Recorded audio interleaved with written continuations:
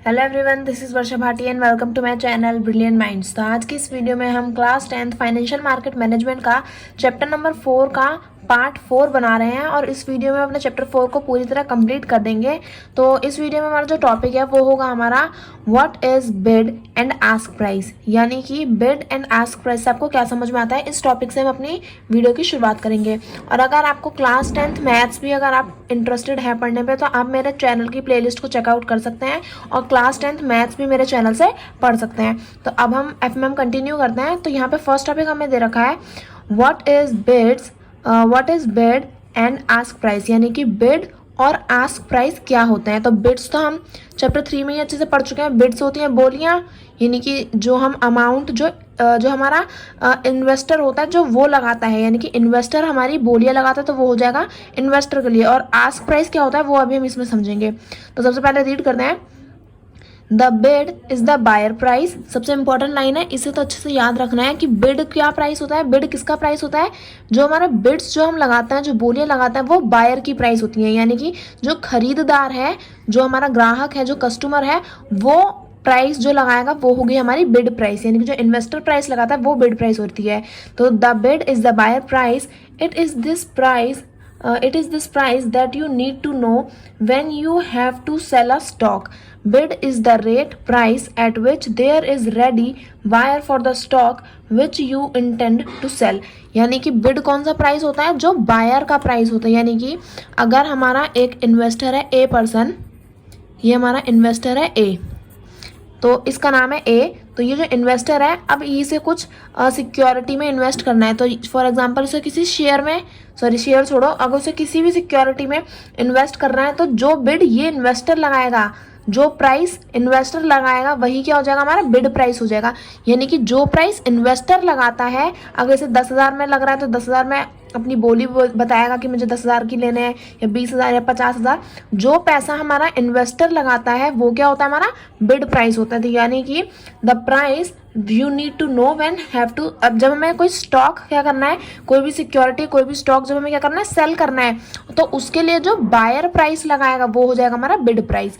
आगे दे रखे हैं, यानी कि जो बायर का प्राइस, जो हमारा इन्वेस्टर प्राइस बताएगा हमें, वही क्या होगा, हमारा बिड प्राइस होगा। आगे देखते हैं द आस्क।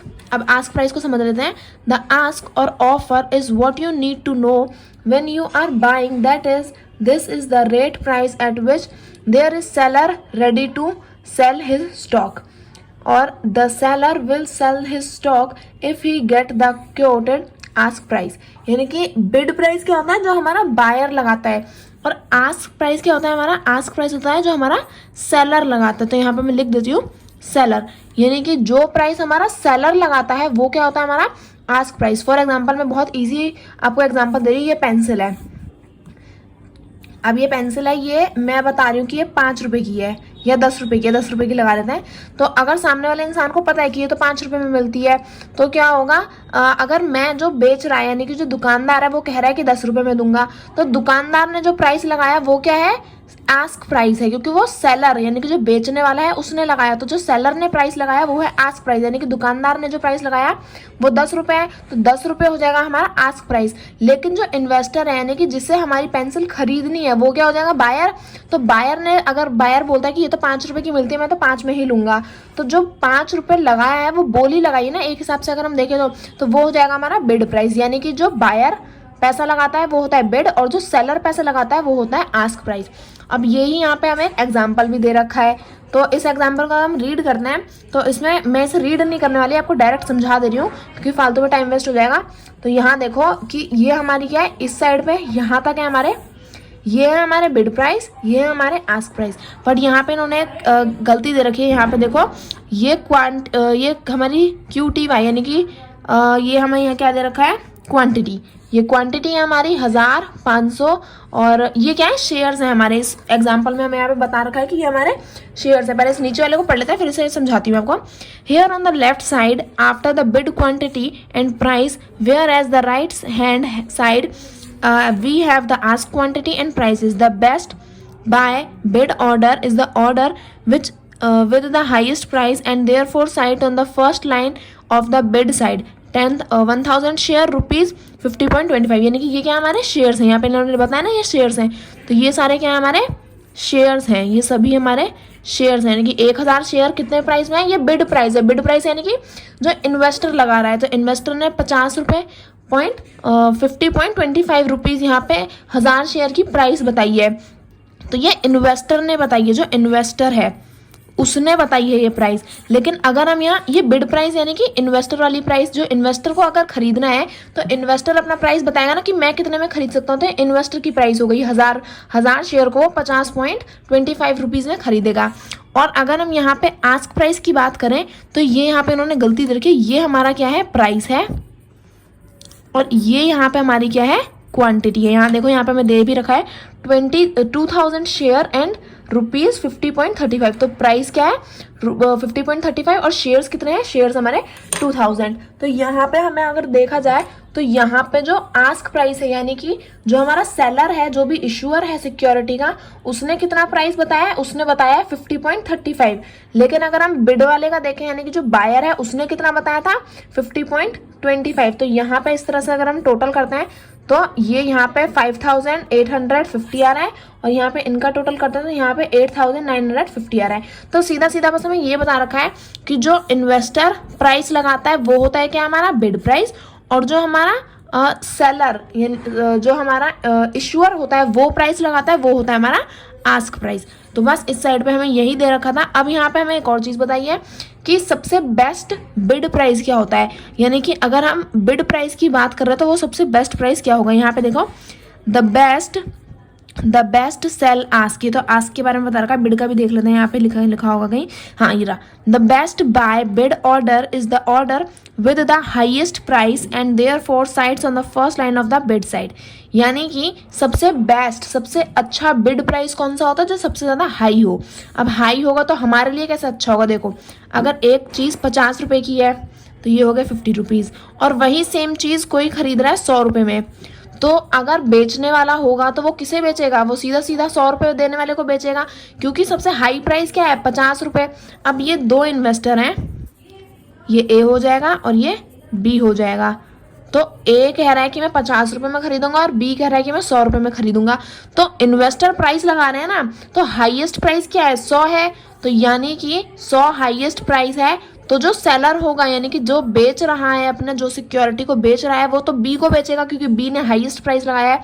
तो जो क्या होता है, जो हाईएस्ट प्राइस लगाता है, जो भी क्या करता है हाईएस्ट प्राइस लगाता है बिड्स का, तो वो क्या होता है हमारा बेस्ट प्राइस होता है। यानी कि highest price is the best bid, यानी कि जिसका हाईएस्ट प्राइस होगा वही क्या होगी हमारी बेस्ट बिड का प्राइस हो जाएगा। और वहीं अगर हम आस्क प्राइस की बात करें तो the best sell ask order is the order with the lowest price. यानी कि आस्क प्राइस यानी कि अगर हमारा एक जो इशूअर है अगर वो हमें दो प्राइस बताता है, ये इशूअर है हमारा, इसे हम ले लेंगे पी। तो ये जो इशूअर है ये दो प्राइस बताता है, एक तो 50 रुपये और एक 100 रुपये। वापस से वही एग्जांपल ले रहे हैं। तो अब यहाँ पे इसने आस्क प्राइस बताया कि यही एक ही चीज़ है जिसे वो दो प्राइस में बता रहा है, एक को तो बता रहा है 50 में, एक को बता रहा है 100 में। तो जो लोअर प्राइस है लोग तो उसी पे खरीदेंगे ना, लोग पागल थोड़ी जो महंगा खरीदेंगे, वो क्या कहेंगे जो सस्ता है हम तो वही ले लेंगे, क्योंकि सस्ता है और सेम वही चीज़ है जो 100 रुपये में मिलेगी। अगर यही पेंसिल मैं आपको 10 रुपये में दूँ और यही पेंसिल मैं किसी और को 5 रुपये में दूँ, तो जो 5 रुपये में जो लेगा वो भी यही सोचेगा ना कि सेम अप्सरा डार्क की पेंसिल मुझे 5 रुपये मिल रही है और यहाँ पे 10 रुपये, वहाँ पे 10 रुपये में मिल रही है और यहाँ पे 5 रुपये मिल रही है, तो वो 5 रुपये वाली खरीदेगा ना। तो यानी कि अगर आस्क प्राइस हमारा लो होगा, यहाँ पे मैं लिख देती हूँ, अगर आस्क प्राइस हमारा लो होगा तो वो बेस्ट प्राइस होगा, और अगर हमारा बिड प्राइस क्या होगा हाई होगा तो हमारा वो क्या होगा बेस्ट प्राइस होगा। तो बिड और आस्क प्राइस आई होप आपको अच्छे से समझ में आ गए होंगे। अब हम अपना नेक्स्ट पेज पे कंटिन्यू करते हैं। तो यहाँ पे हमें दे रखा है कि बिड आस्क स्प्रेड क्या होता है। बिड आस्क स्प्रेड हमारा होता है कि जो बिड है और जो हमारा आस्क है, यानी कि जो हमारा इन्वेस्टर ने पैसा लगाया, मतलब जो हमारे इन्वेस्टर ने हमें प्राइस बताया वो प्राइस, और जो हमारा जो सेलर है उसने प्राइस बताया वो प्राइस। फॉर एग्जांपल जो हमारा इन्वेस्टर है उसने बताया 50 रुपये और जो आस्क है उसने बताया 100 रुपये। तो इन दोनों के बीच का डिफरेंस कितना है, इन दोनों के बीच का डिफरेंस है 50 रुपए का डिफरेंस है। तो जो डिफरेंस बिड और आस्क के बीच में होता है उस डिफरेंस को हम बोलते हैं बिड आस्क स्प्रेड। यानी कि बिड और आस्क के बीच में जितना जो भी डिफरेंस होगा वो हो जाएगा हमारा बिड आस्क स्प्रेड। तो ये हमारा टॉपिक कंप्लीट हो गया। अब हमें दे रखा है नेक्स्ट टॉपिक, नेक्स्ट दे रखा है हमें what is a portfolio. Portfolio क्या होता है तो इसे रीड कर लेते हैं। A portfolio is a combination of different investment assets mixed and matched for the purpose of achieving an investor's goal. यानी कि एक पोर्टफोलियो क्या होता है, कॉम्बिनेशन होता है बहुत सारी इन्वेस्टमेंट्स का। यानी कि उसमें बहुत सारी सिक्योरिटीज को हम क्या करते हैं, मिक्स कर देते हैं। यानी कि एक हमारी जैसे हमारी बुकलेट होती है या फिर जो हमारे पेजेस आते हैं शीट्स के, उसमें क्या होते हैं बहुत सारी सिक्योरिटीज़ के बारे में हम लिख देते हैं। जो जितनी भी सिक्योरिटीज़ में हम इन्वेस्ट करना चाहते हैं वो सारी हम वहाँ पे लिख लेते हैं और फिर देखते हैं कि हमारे लिए बेस्ट कौन सी है। तो आगे रीड करते हैं, items that are considered a part of your portfolio can include any asset you own from shares, debentures, bonds, mutual funds units to items such as gold, art and even real estates. However, for most investor, a portfolio has come to signify an investment in financial instrument like shares, debenture, fixed deposit, mutual funds unit. यानी कि portfolio में क्या होता है, portfolio में हमारी जितनी भी सिक्योरिटीज होती हैं जैसे शेयर्स हो गए, डिबेंचर्स यानी कि बॉन्ड्स हो गए, हमारे डेप्ट इंस्ट्रूमेंट हो गए और म्यूचुअल फंड्स यूनिट, इन सब के बारे में हम क्या करते हैं एक पोर्टफोलियो में एक हमारी शीट में सारी सिक्योरिटीज़ के बारे में लिख लेते हैं और जो इन्वेस्टर के लिए सबसे इम्पॉर्टेंट या फिर सबसे बेनिफिशियल उसके लिए इन्वेस्टमेंट होती है वो उसमें अपना पैसा इन्वेस्ट कर देता है। तो जो भी इन्वेस्टमेंट जो भी सिक्योरिटी इन्वेस्टर के लिए अच्छी होती है वो उस पोर्टफोलियो में से सिलेक्ट करके अपना पैसा उसमें इन्वेस्ट कर देता है। तो पोर्टफोलियो एक ऐसा डॉक्यूमेंट है जिसमें हमारी सारी सिक्योरिटीज़ के बारे में लिखा होता है और जो भी इन्वेस्टर के लिए बेनिफिशियल होगी उसमें वो अपने पैसे इन्वेस्ट कर देता है। तो ये हमारा पोर्टफोलियो कंप्लीट हो गया। आगे में दिया है व्हाट इज डाइवर्सिफिकेशन, यानी कि डाइवर्सिफिकेशन क्या होती है। तो रीड करते हैं, It is a risk management technique that mixes a wide variety of investment within a portfolio. It is designed to minimize the impact of any one security on overall portfolio performance. Diversification is possible the best way to reduce the risk in portfolio. यानी कि diversification क्या होती है, diversification का मतलब होता है कि डाइवर्स करना यानी कि अलग अलग बांटना, डाइवर्स करना यानी कि अलग अलग करना, सेग्रीगेट करना, सेपरेट करना। तो डाइवर्सिफिकेशन क्या है हमारा एक, it is a risk management technique.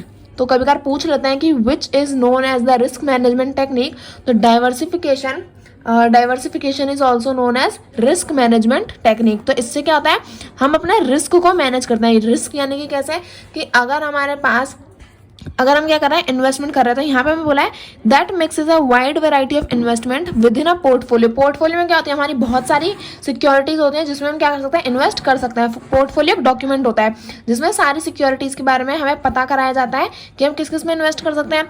तो डाइवर्सिफिकेशन में हम पोर्टफोलियो की हेल्प लेके क्या करते हैं, मैं आपको एग्जाम्पल देती हूँ कि अगर आपके पास पैसे हैं, अगर आपको इन्वेस्ट करना है किसी सिक्योरिटी में, तो फॉर एग्जांपल आपके पास 1,00,000 रुपए हैं, आपको उसे क्या करना है इन्वेस्ट करना है किसी सिक्योरिटी में। तो अगर आप जाके किसी शेयर में, किसी भी कंपनी के शेयर में अपने सारे पैसे 1,00,000 रुपए लगा देते हो और इक्विटी शेयर में आप अपना पैसा इन्वेस्ट करते हो, तो अगर क्या होता है कंपनी को अगर प्रॉफिट होगा तो सारा प्रॉफिट आपका, मतलब आपके हिसाब से आपने जितना इन्वेस्ट किया होगा उसके हिसाब से आपको आपका प्रॉफिट मिल जाएगा। लेकिन अगर क्या होगा, अगर कंपनी को लॉस हो जाए बाय चांस, तो आपका तो सारा पैसा डूब जाएगा ना। तो अगर हम क्या करें, अपने 1,00,000 डुबाने की जगह हम क्या करें, अलग अलग जगह पे अपने पैसे को इन्वेस्ट करें। यानी कि अगर हमारे पास 1,00,000 रुपए हैं तो मैंने क्या किया, 50,000 फॉर एग्जाम्पल मैंने अपने इक्विटी शेयर में लगा दिए और बाकी के जो 50,000 हैं उनमें से 10,000 मैंने अपने बॉन्ड में लगा दिए, बचे 30,000 में से 20,000 मैंने क्या करें अपने किसी और सिक्योरिटी में लगा दिए। फॉर एग्जांपल मैंने अपने किसी गोल्ड ज्वेलरी में लगा दिए, अपने रियल इस्टेट में लगा दिए। तो अगर हम क्या करें अपने पैसे को डिवाइड कर करके अलग अलग सिक्योरिटीज में इन्वेस्ट करें, किसी बॉन्ड में लगा दिए, इक्विटी शेयर में लगा दिए और क्या करें प्रेफरेंशियल इशू खरीद लिए, यानी कि अपने पैसे को अलग अलग सिक्योरिटी में जब हम इन्वेस्ट करते हैं तो वो क्या होती है डाइवर्सिफिकेशन। अगर क्या होता है, अगर मैं इक्विटी शेयर अगर मेरा लॉस हो जाता है तो 50,000 डूबे, लेकिन पहले जो मेरा 1 लाख का 1 लाख ही डूब रहा था, और अगर मेरे को बॉन्ड में फ़ायदा हो गया तो वहाँ पे मेरे को पैसे मिल गए। अगर मेरे को क्या बोलते हैं म्यूचुअल फंड में अगर मैंने इन्वेस्ट किया वहाँ पे मेरे को फ़ायदा हो गया तो भी मेरे पैसे बच गए। और यानी कि अपने पैसे के यानी कि अगर हमें रिस्क नहीं लेना, हमें अपने पैसे का लॉस होने का अगर डर है, तो अगर हम रिस्क से बचना चाहते हैं तो हम क्या कर सकते हैं, अपने पैसे को अलग अलग सिक्योरिटीज़ में डिवाइड कर सकते हैं, अलग अलग सिक्योरिटीज़ में इन्वेस्ट कर सकते हैं। तो यही क्या होता है, हमारा डाइवर्सिफिकेशन होता है। ये हमारे एक रिस्क मैनेजमेंट टेक्निक होती है, यानी कि रिस्कों को किस तरह से मैनेज करना है, ये एक टेक्निक है डाइवर्सिफिकेशन। तो ये हमारा कंप्लीट हो गया। आगे हमें दिया है what are the advantages of having a diversified portfolio. यानी कि पोर्टफोलियो हमने पता चल गया एक डॉक्यूमेंट जिसमें सारी सिक्योरिटीज़ के बारे में होता है, और डाइवर्सिफाइड यानी कि अलग अलग। तो अब यानी कि हमें पूछा है कि अलग अलग अपने पैसे को इन्वेस्ट करना विद थ्रू पोर्टफोलियो कैसे हमारे लिए क्या एडवांटेज कैसे बन सकता है। तो यानी कि इसे रीड कर लेते हैं, पहले समझ लेते हैं इसे क्या लिखा है। A good investment portfolio is a mix of wide range of asset class. Different security perform differently at any point in time. So with a mix of asset type, your entire portfolio does not suffer the impact of a decline of any one security. When your stock go down, you may still have the stability of the bond in your portfolios. यानी कि हमें बोला है कि अगर हम क्या करते हैं पोर्टफोलियो के थ्रू एक गुड इन्वेस्टमेंट करते हैं, यानी कि पोर्टफोलियो में अलग अलग सिक्योरिटीज़ दी होती हैं। अगर हम अपनी सिक्योरिटीज़ के हिसाब से अगर जितना भी पैसा है हमारे पास है, तो उसको अगर हम क्या करें डाइवर्सिफाई अलग अलग करके किसी सिक्योरिटी में अलग अलग सिक्योरिटीज़ में इन्वेस्ट करें। कुछ पैसा हमने इक्विटी में इन्वेस्ट किया, कुछ बॉन्ड में इन्वेस्ट किया, कुछ क्या किया अपने डेप्ट इंस्ट्रूमेंट में इन्वेस्ट किया, कुछ प्रेफरेंशियल इशू में इन्वेस्ट किया। तो जब हम क्या करते हैं मिक्स ऑफ वाइड रेंज यानी कि अलग अलग सिक्योरिटीज़ में हम क्या करते हैं अपने पोर्टफोलियो की हेल्प से इन्वेस्ट करना है, तो क्या होता है कि अगर हम किसी एक सिक्योरिटीज़ में अगर हमारा लॉस हो भी जाता है, फॉर एग्जांपल इक्विटी शेयर में अगर हमारा लॉस हो गया, तो बॉन्ड प्रेफरेंशियल इशू और म्यूचुअल फंड्स में तो हमारा पैसा बच गया ना। तो अगर हम क्या करते हैं कि अगर किसी एक में अगर हमारा लॉस हो भी जाता है, तो हमारे पास कितने क्या रहती है स्टेबिलिटी रहती है कि हमारे जो और सिक्योरिटीज़ में अपना पैसा इन्वेस्ट किया था उससे क्या आता है हमारा जो हमारा इंटरेस्ट और जो हमारा प्रॉफिट है वो हमारे पास वापस आ जाता है, तो हमें इतना ज़्यादा लॉस नहीं फेस करना पड़ता। There have been all stores of academic studies and formulas that demonstrates why diversification is important, but it's really just the simple practice of not pulling all your eggs in one basket. यानी कि diversification का मतलब ये है कि अपने पैसे को अलग अलग सिक्योरिटीज़ में इन्वेस्ट करना, ताकि अगर किसी एक सिक्योरिटी में हमारा पैसा डूब जाता है या हमें लॉस होता है तो बाकी सिक्योरिटीज़ से क्या हो हमें प्रॉफिट हो सके। यानी कि अगर हम डाइवर्सिफाइड नहीं करते तो हम क्या करते हैं सारा पैसा एक ही जगह इन्वेस्ट करते हैं। तो हमें डाइवर्सिफिकेशन से बताया जाता है कि not putting all your eggs in one basket, यानी कि अपना सारे अंडे एक ही बास्केट में मत रखो। अब अंडे की बात तो हम कर नहीं रहे हैं, हम यहाँ पे फंडे की बात कर रहे हैं, यानी कि हम अपने पैसे की बात कर रहे हैं। यानी कि सारा पैसा हमें क्या करना है सिर्फ और सिर्फ एक ही सिक्योरिटी में नहीं लगाना है, हमें क्या करना है अलग अलग सिक्योरिटीज़ में इन्वेस्ट करना है, ताकि हमारा क्या हो रिस्क मैनेजमेंट टेक्निक से हम अपने पैसे को सेव कर सकें। If you spread your investment across various type of assets and markets, you reduce the risk of your entire portfolio getting affected by the adverse return of any single asset class. यानी कि अगर हम क्या करते हैं अलग अलग securities में इन्वेस्ट करते हैं, तो अगर किसी एक में हमारा लॉस होता है तो बाकी की जो हमारी सिक्योरिटीज़ हैं अगर उनमें हमारा लॉस नहीं होता तो हम क्या कर सकते हैं अपने पैसे को सेव कर सकते हैं और हमें लॉस भी इतना ज़्यादा फेस नहीं करने को मिलेगा। तो ये भी हमारे डाइवर्सिफिकेशन की एडवांटेजेस हमें पता चल गई। अब अपना नेक्स्ट टॉपिक स्टार्ट करते हैं। यहाँ पे मैं दे रखा है 4.2.2 डेप्ट इन्वेस्टमेंट, यानी कि डेप्ट इन्वेस्टमेंट क्या होती है इसके बारे में आप पढ़ेंगे। सो व्हाट इज अ डेप्ट इंस्ट्रूमेंट, ये तो हम चैप्टर 1 में ही अच्छे से पढ़ लिया था कि डेप्ट इंस्ट्रूमेंट क्या होता है, तो इसे रीड कर लेते हैं। डेप्ट instrument represent a contract whereby one party lends money to another on predetermined terms with regard to rate and periodicity of interest repayment of principal amount by the borrower to the lender। यानी कि डेप्ट instrument क्या होता है, ये एक ऐसा contract होता है जिसमें क्या होती है एक पार्टी पैसे लेती है और दूसरी पार्टी क्या करती है उस पैसे को उसे इंटरेस्ट पे करती है उसे after a maturity date.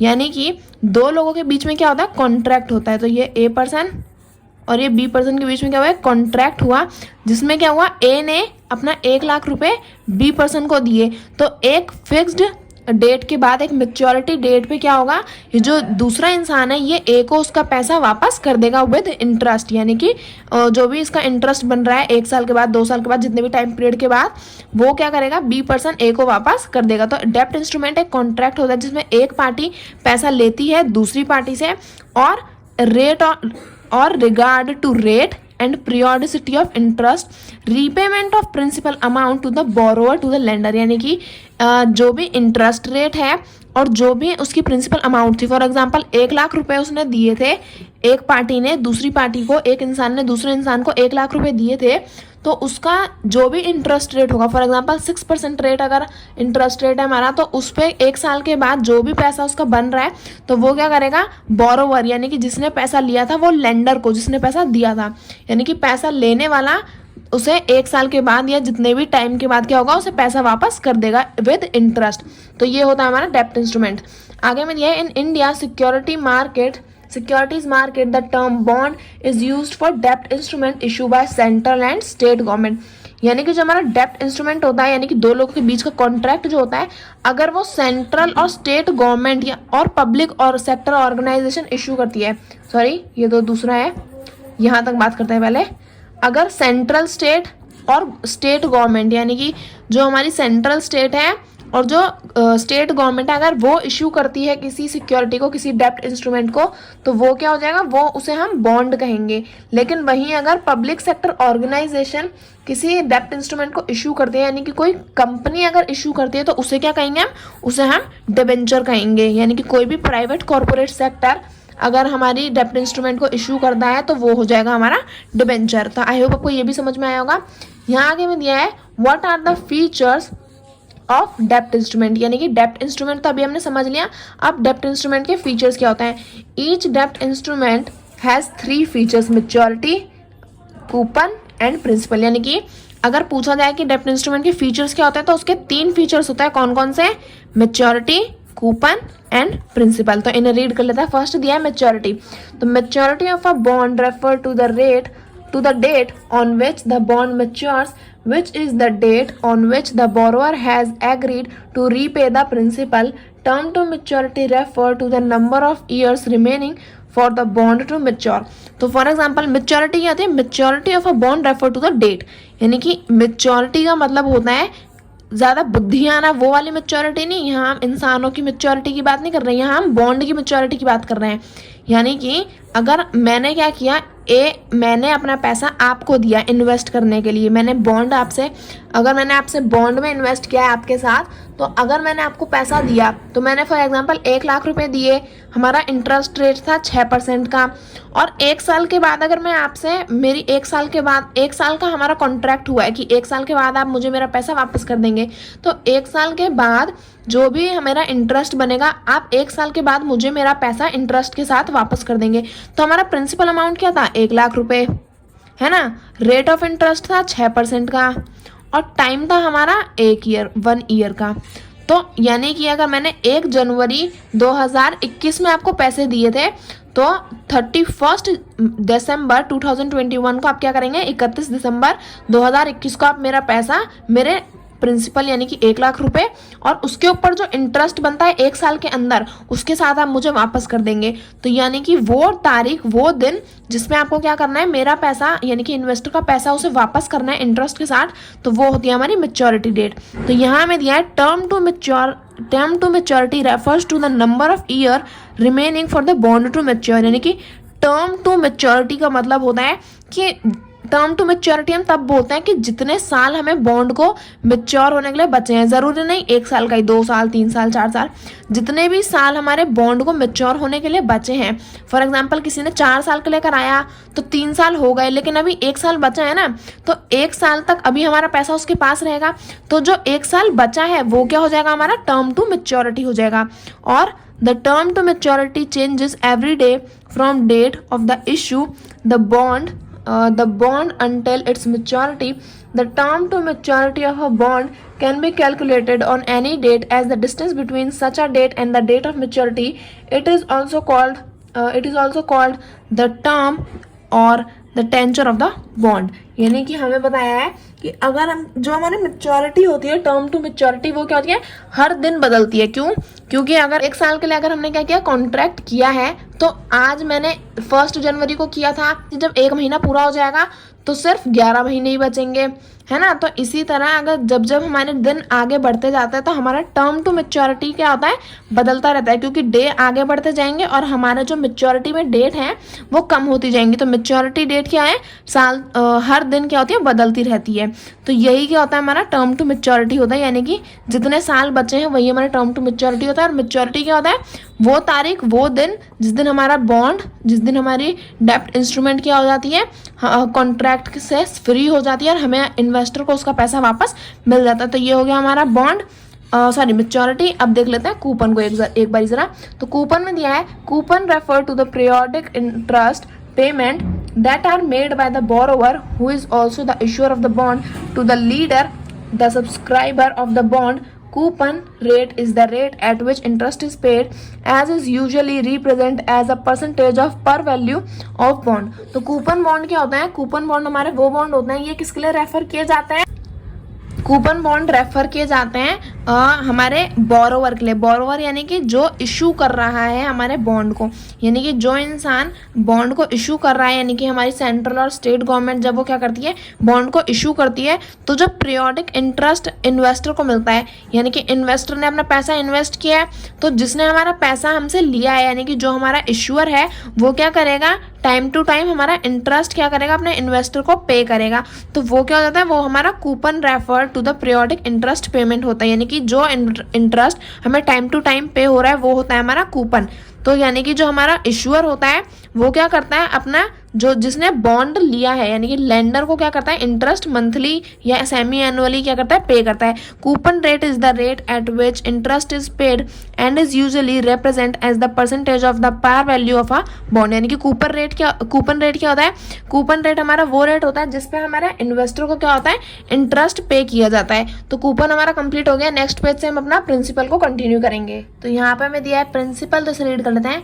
Principal is the amount that has been borrowed and it also called the par value of face value of the bond. The coupon is the product of the principal and the coupon rate. तो principal क्या होता है, principal हमारी वो amount होती है जो हम फर्स्ट टाइम, जो हमारी फेस वैल्यू जो हम इन्वेस्ट करते वक्त देते हैं। जो फॉर एग्जांपल हमने 1 लाख रुपए क्या दिए, इन्वेस्ट करने के लिए दिए, तो जो 1 लाख रुपए होंगे वो क्या होंगे, वो हमारी प्रिंसिपल अमाउंट होगी। यानी कि जो फेस वैल्यू जो हम इन्वेस्ट करने के लिए देते हैं वो क्या होती है, वो अमाउंट हमारी हो जाती है हमारी प्रिंसिपल अमाउंट। यानी कि the amount that has been borrowed is also called as the par value और face value of the bond. यानी कि बॉन्ड में इन्वेस्ट करने के लिए जो हम अपनी फर्स्ट वैल्यू जो इन्वेस्ट हम जितना पैसा हम इन्वेस्ट करते हैं वो क्या हो जाती है, वो हमारी प्रिंसिपल अमाउंट हो जाती है। और उसी प्रिंसिपल अमाउंट को हम पार वैल्यू और face value of the bond भी कहते हैं। यानी कि जिस प्राइस पे हमने अपने बॉन्ड में इन्वेस्ट किया है तो वो प्राइस हो जाएगी हमारी प्रिंसिपल अमाउंट। तो और the coupon is the product of the principal and the coupon rate. और जो कूपन होता है वही क्या होता है, हमारा प्रिंसिपल और कूपन रेट का प्रोडक्ट होता है। तो ये यहाँ पे एग्जाम्पल दे रखा है, आप चाहो तो इसे रीड कर सकते हो। तो नेक्स्ट टॉपिक हमें यहाँ पे दे रखा है, what is meant by interest payable by a डेब्ट इंस्ट्रूमेंट और अ बॉन्ड। यानी कि जो हमारा इंटरेस्ट है वो हमें डेब्ट इंस्ट्रूमेंट और बॉन्ड पे किस तरह से पे किया जाता है। तो interest is the amount paid by the borrower, यानी कि द कंपनी। यानी कि कोई कंपनी ही तो हमसे इन्वेस्ट करवाएगी ना। अगर हम कहीं पे इन्वेस्ट कर रहे हैं तो वो हम कंपनी में ही तो कर रहे हैं ना, ऐसा हवा में थोड़ी ना करेंगे। तो जहाँ कंपनी में, जिस कंपनी में हम अपना पैसा इन्वेस्ट करते हैं तो कंपनी क्या हो जाती है, बोरोवर हो जाती है। क्यों? क्योंकि उसने हमारा पैसा लिया हुआ है इसलिए। तो the interest is the amount paid by the borrower to the lender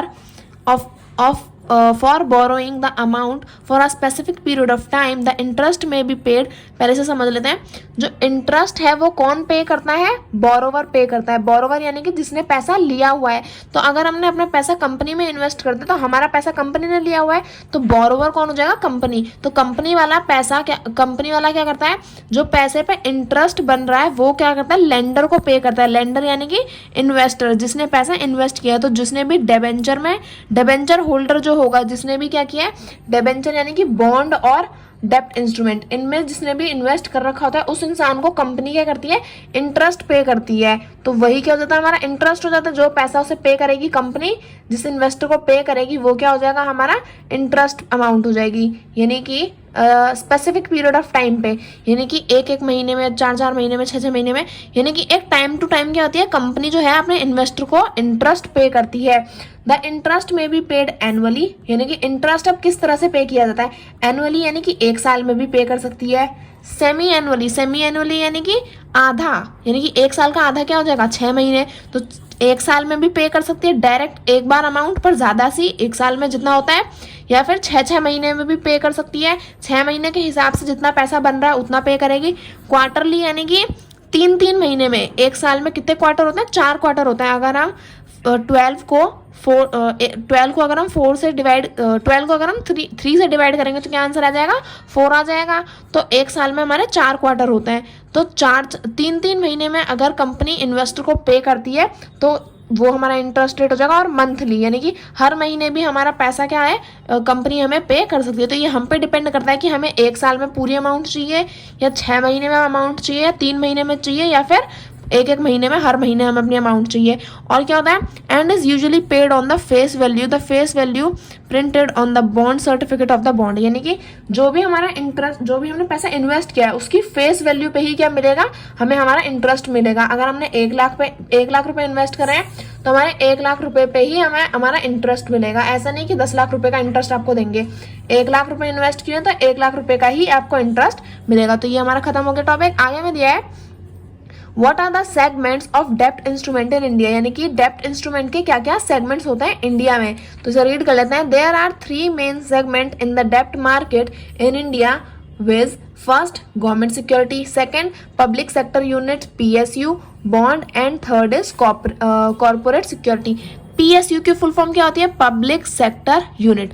जब फुल फॉर्म देखें तब ही याद करके चलोगे तो ज्यादा बेटर रहेगा और आसान भी रहेगा।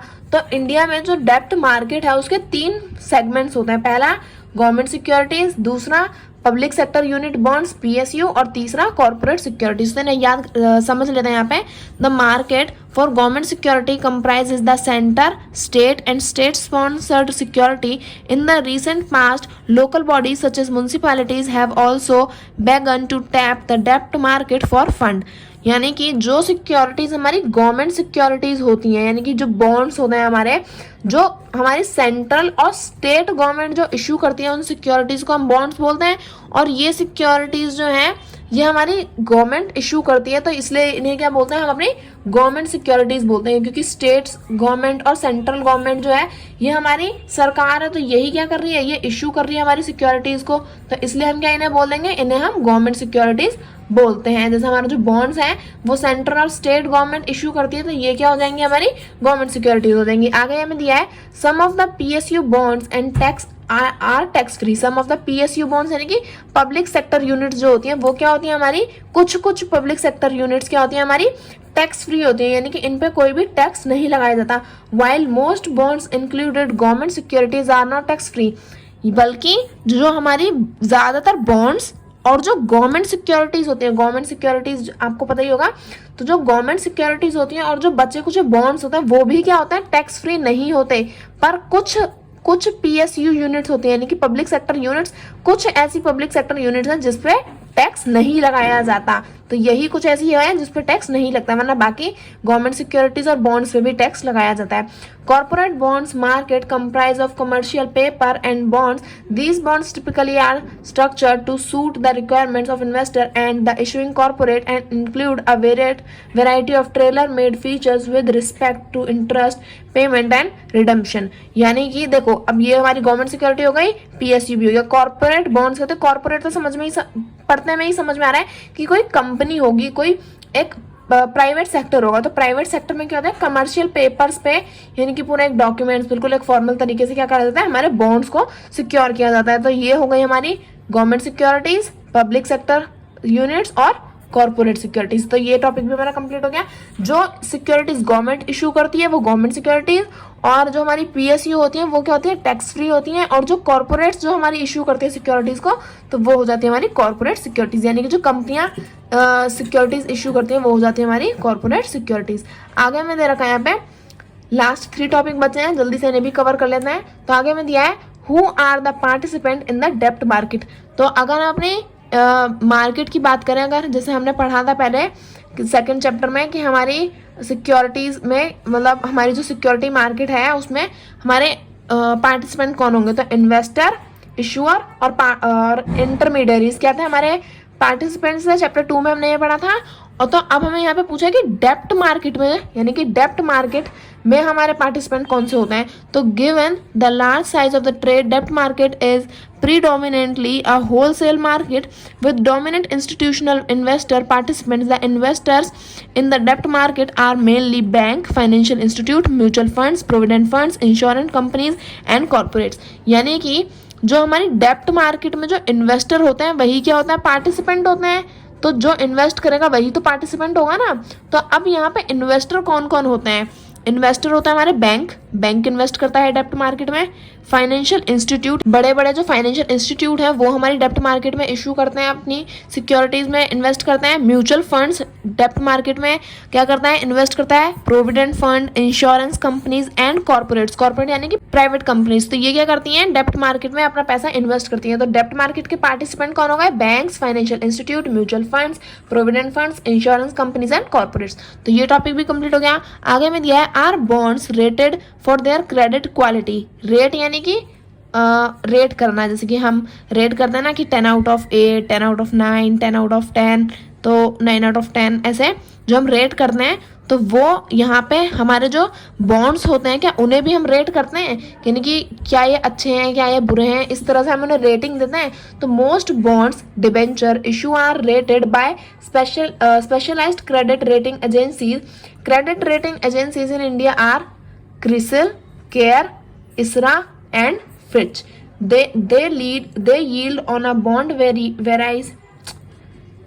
They yield on a bond varies inversely with its credit safety rating. The safety the instrument, the lower is the rate of the interest offered.